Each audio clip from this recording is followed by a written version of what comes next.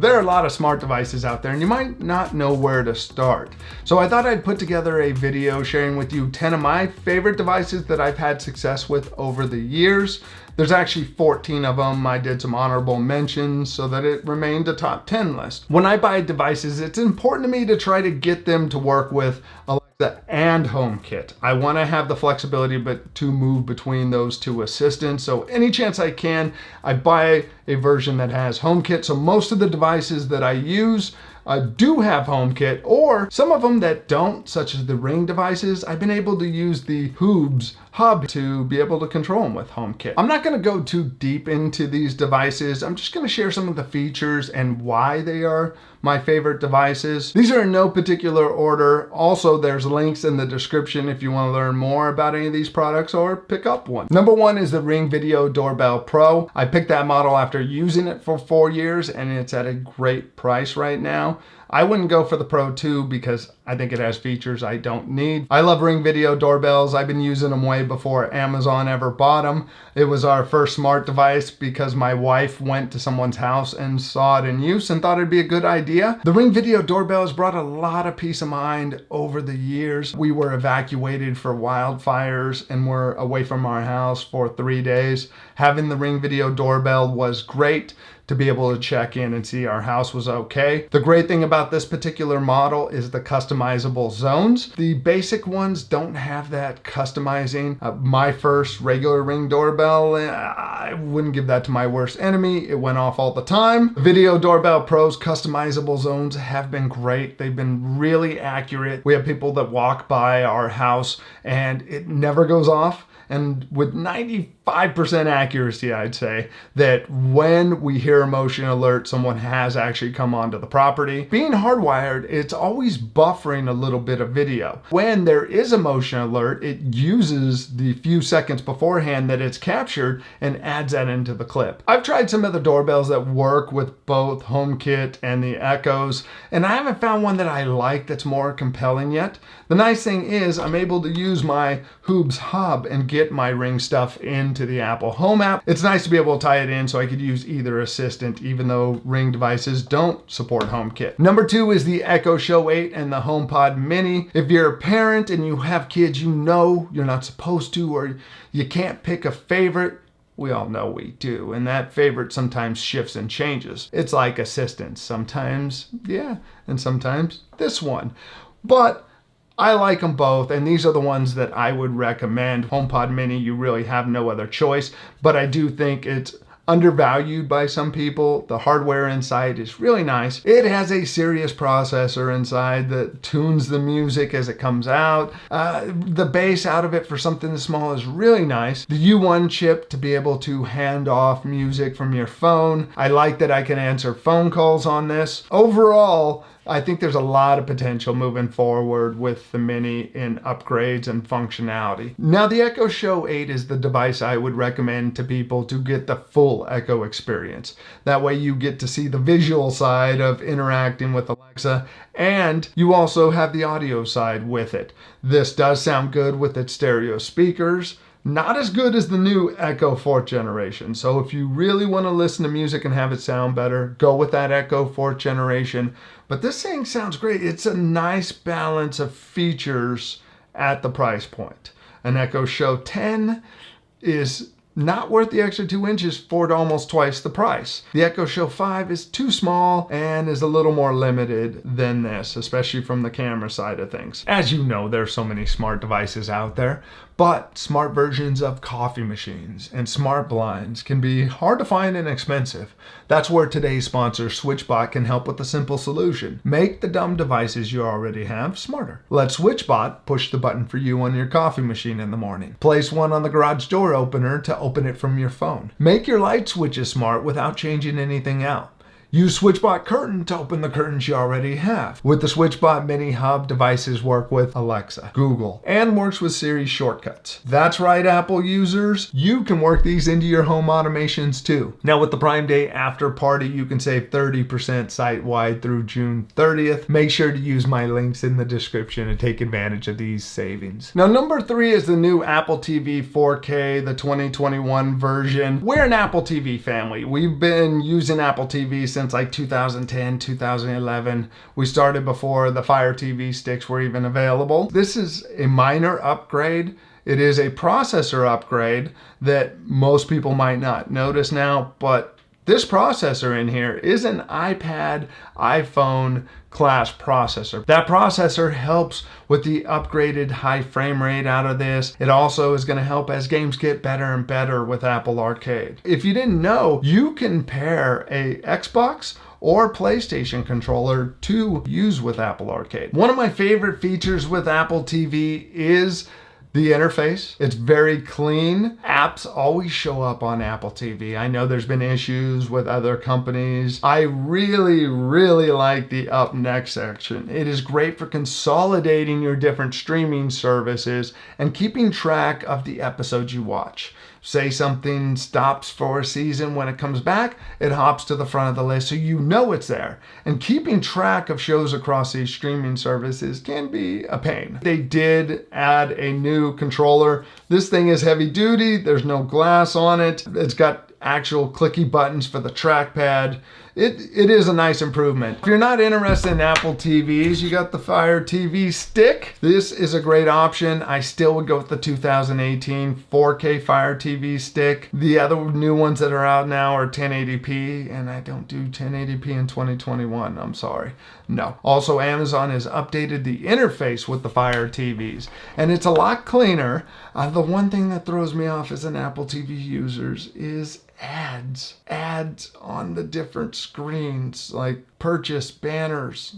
That's weird to me. Now, number 4 are my Flic Hue bulbs. They were my second smart device, a 3-pack of these bulbs about 4 years ago.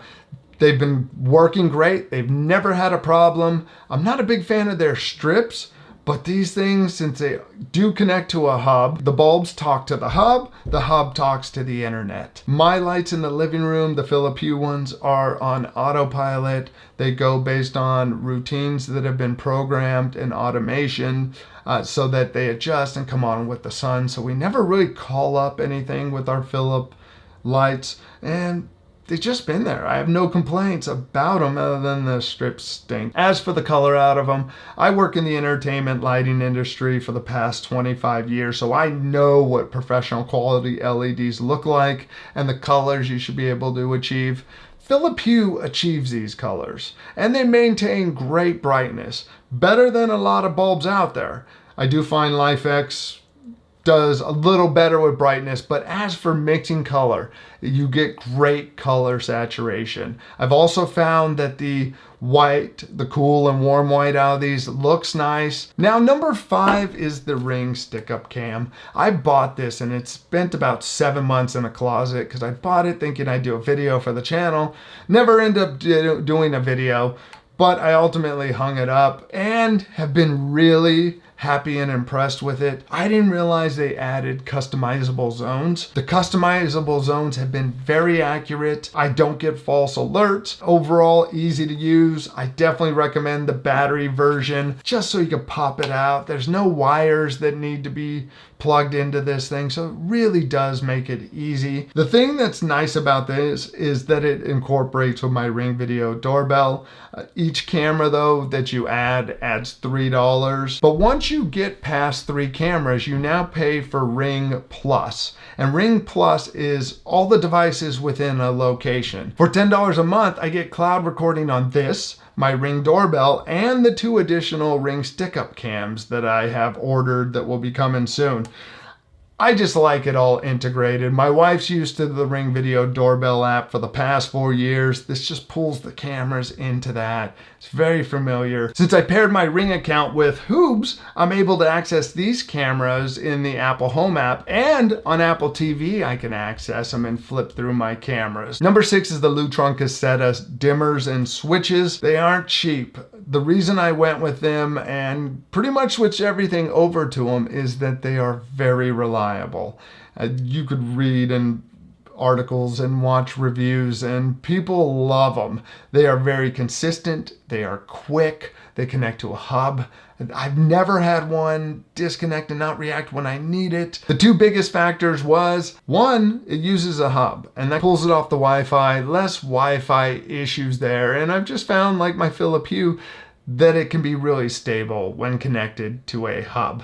The second reason is it works with all the assistants. Now for a more affordable non-HomeKit option, I like the TP-Link Casa smart dimmers and switches. They've been solid and work great for me until I switched over to Lutron, and the only reason I switched was for that HomeKit functionality. Number 7 is the LIFX bulbs and the strips behind me. Like I mentioned earlier, I work in the entertainment lighting industry. I know what good color looks like. It's what I do for a living, is paint things with color and light. These are still the best when it comes to color and brightness and being able to work with all the assistants. And I throw that in there because Wise new bulb, it doesn't work with HomeKit, but that's the only thing I've found that keeps up with this is the Wise color bulb that you can find down below. It'd be the perfect bulb if it worked with all assistants.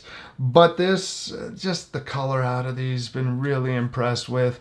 They stay connected, really like the LIFX stuff and can highly recommend it. It's not the cheapest options out there, but it is their quality LEDs that deliver saturated color while maintaining brightness and very good cool and warm white out of them. Number 8 are Flic Buttons. This was a device I had no interest in the beginning. It was so limited. Then in the fall of 2020, it became HomeKit enabled. And then in the spring of 2021, it became enabled for triggering scenes and routines.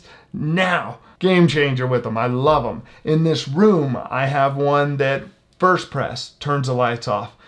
Double tap brings just my office hangout lights up.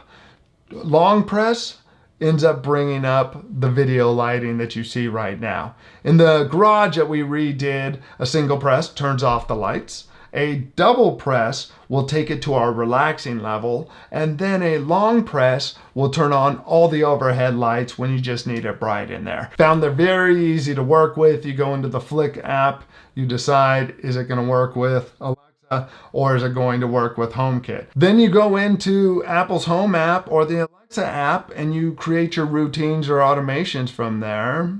Nice and easy. If you want to learn more about the Flic Buttons, I did a video on them in the description. There's also a link if you want to save some money, if you decide to buy some. Check it all out. Now, number 9 is the August Smart Lock. I had waited a long time to get a smart lock because I had a setup that had 2 locks. So I changed out everything, have a single lock. I put this on. It's easy to install. Again, works with all the assistants. It is the latest generation. It's 45% smaller than generation 3, and it has the Wi-Fi option built into it. But this thing, you install a bracket, you leave your existing lock with the key on there, so you don't have to rekey anything. You just basically put the little adapter plate, this goes on top, clip those wings on, and the rest is setting up within the app.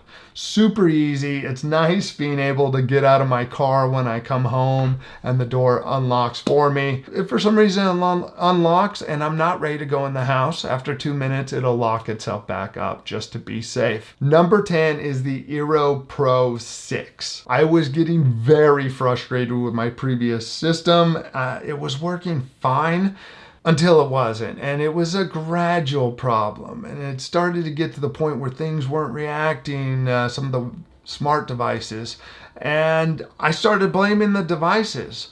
But no matter what I did with my mesh setup, no matter where I moved the different access points, I never could get a great connection.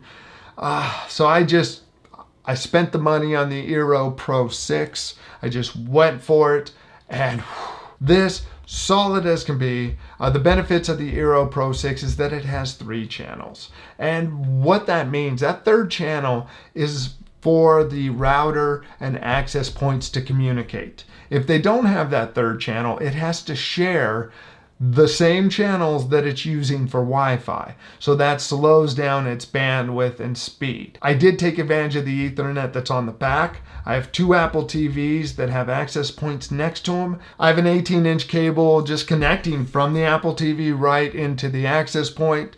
And now that's considered hardwired.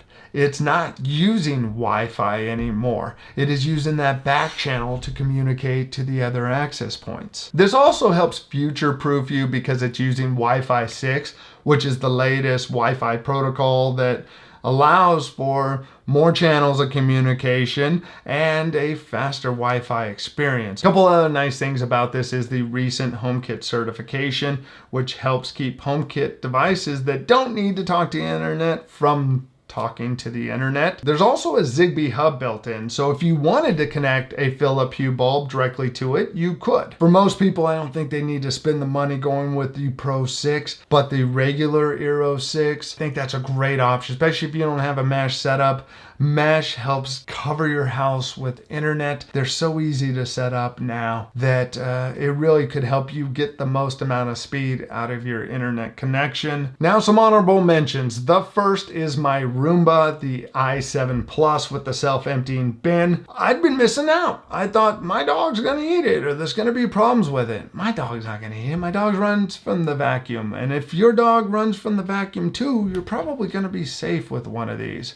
But game changer, so easy to just walk over to it, push it to a button to wake it, push it to start it. It vacuums and then goes back, empties itself into the self-emptying bin. Next is the Flic Hue Motion Sensor. This thing has been driving the lights in this office for the past 4 years. I have it set up so anytime after 5 when I walk in the room, it'll turn the lights on. And then after 30 minutes, it'll turn them off. Next is Hoobs. This is great for implementing non-HomeKit devices. Does not work with everything. Most Roomba vacuums don't work with this, but the devices that do allow you to move things over to HomeKit automations that can provide some great stuff. I really like that I'm able to use this to connect my Ring cameras into the Home app. Next is SimpliSafe alarms. They're the reason we have the DIY alarm space. They created the first easy to set up alarm system, and they've been around for years, and I've never heard anything bad about SimpliSafe. It's been really consistent. The times we've set off the alarm, within a minute, someone is calling and checking in on us. The problem is it's $24.99 a month. But again, with Hoobs, I'm able to put this into the Apple Home app. What is your favorite smart device? Let us know in the comment section. Now, if you made it this far, please give this video a thumbs up. It helps it get recommended to more people. Next, make sure to check out this video over here for some more smart home information. I'll see you over there. Thanks for watching. Bye.